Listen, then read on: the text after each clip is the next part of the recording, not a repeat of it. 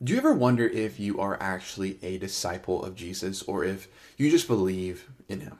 Do you feel the gap between what you call yourself and what your life actually looks like? Do you sense that something is missing, but you're not actually sure what it is or how to name it? Maybe you've been in a church in the church for years, but you still feel stuck. Maybe you know all the right answers, but your heart still feels far away.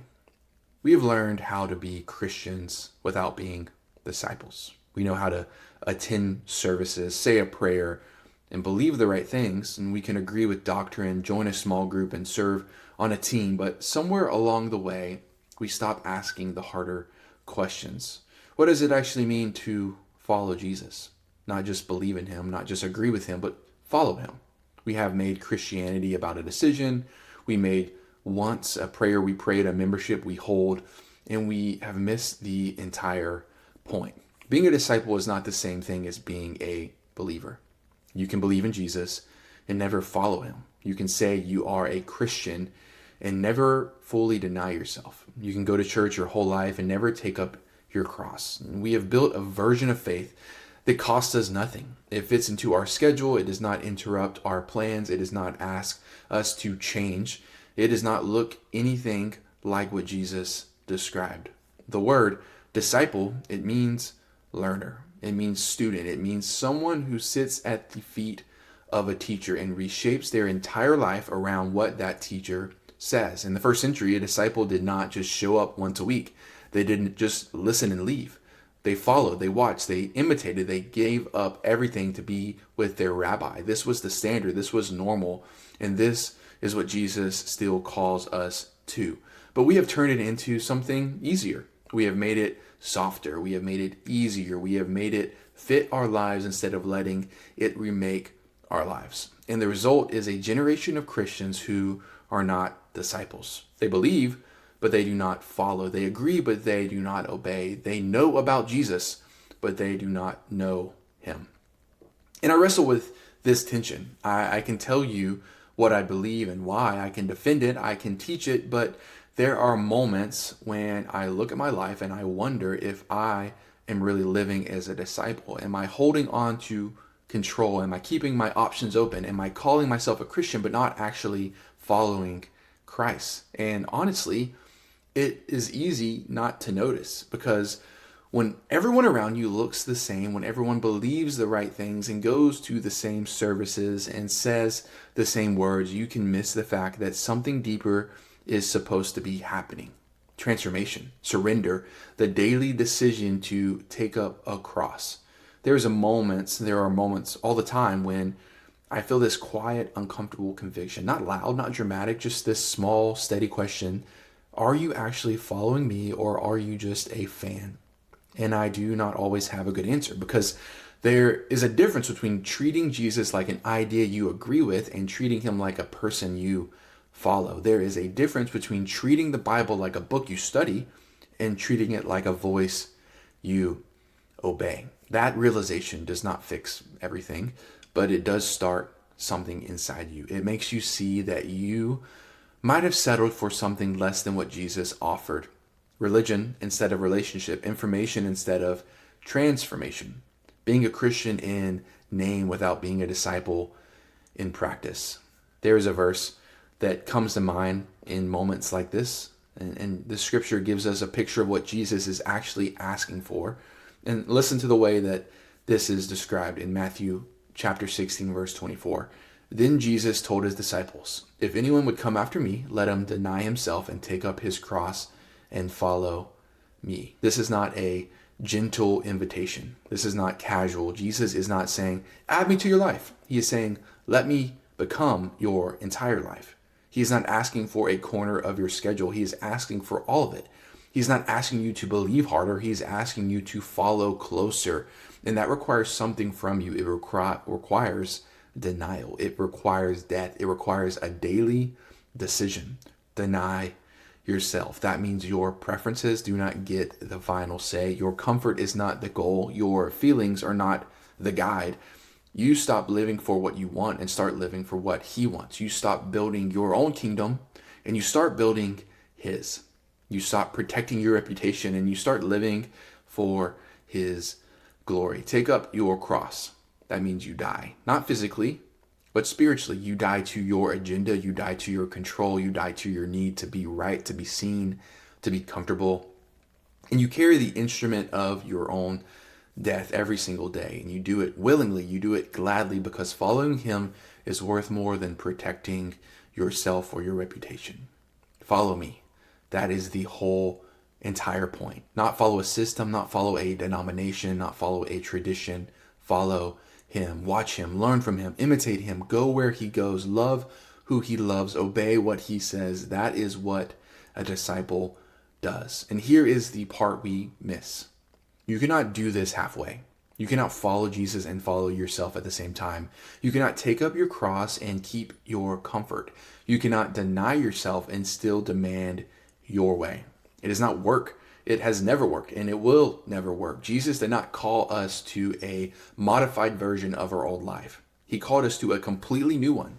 And so, what does that actually look like in 2026, wherever you are, wherever you live? What does it look like to be a disciple in the middle of a normal, busy, ordinary life?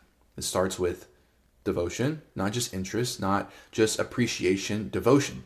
That means you structure your life around Jesus, not around your job or your social life or your goals. You make time for him first. You listen to him first. You obey him first. Everything else comes after him. It means you are rooted in a local church, not because it is convenient, not because you like the music, but because being a disciple is not a solo journey. You need people. You need accountability. You need community. You need the body of Christ around you, speaking truth to you, challenging you, encouraging you, and reminding you who you are and whose you are. And it means you share your faith with the people that you are already doing life with. Not in a pushy way, not in a weird way, but in an honest way. You talk about Jesus like he is real. You talk about what he is teaching you, what you're learning. You talk about how he is changing you. You do not hide it. You do not downplay it. You let him overflow into your conversations, your friendships, your work, your neighborhood, where you live, where you do life. The Bible reminds us of this truth.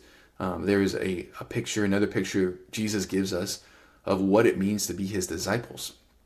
In John 8:31-32, so Jesus said to the Jews who had believed him, "If you abide in my word, you are truly my disciple. You will know the truth, and the truth will set you free." Notice what he says. If you abide, not if you agree, not if you attend, if you abide. That word means to remain, to dwell, to stay. It means you do not just read the Bible when you feel like it. You live it. You soak in it. You let it shape the way you think, the way you see, the way you respond. And you do not just hear his word. You obey it. You do not just study the word. You submit to it. And when you do that, something begins to happen. You become truly his disciple. Not just someone who believes in him. Not just someone who calls themselves a Christian, but someone who is actually being formed by him, someone who is actually becoming like him, someone who is actually free. Because the truth does set you free, free from pretending, free from performing, free from the exhausting work of trying to be good enough on your own, free from the trap of cultural Christianity that asks nothing and gives nothing. You step into something real, something alive, something that actually transforms you from the inside out. There is one more mark Jesus gives us. And listen to the way that this is described in John 13:34-35. "A new commandment I give to you, that you love one another just as I have loved you. You also are to love one another. By this, all people will know that you are my disciples, if you have love for one another. This is how the world will know. Not by your theology, not by your music, not by your building or your brand or your social media presence, by your love, real love, sacrificial love, the kind of love that costs you something, the kind of love that puts others first, the kind of love that forgives when it is hard, that serves when it is inconvenient, that stays when it would be easier to just leave." That is the mark of a disciple. And it is the one thing we cannot fake. You can fake knowledge, you can fake attendance, you can even fake belief, but you cannot fake love. Not the kind Jesus is talking about, not the kind that lays down its life, not the kind that reflects him. So Here is what this asks of us. Stop calling yourself a Christian if you are not willing to be a disciple. I know that sounds harsh, but it is honest. And honestly, it might be the most loving thing to say, because Jesus did not give us the option to believe without following. He did not give us the option to agree without obeying. He did not give us the option to be saved without being changed. And if you say you are his, then live like it. Deny yourself daily. Take up your cross daily. Follow him daily. Get into his word and stay there. Get into a church and stay there. Get honest with the people around you about what you believe and who you are following. Stop hiding. Stop playing it safe. Stop settling for a version of faith that costs you nothing and gives you nothing. And if you realize you have been coasting, if you realize you've been calling yourself a Christian without actually being a disciple, then today's the day to change that.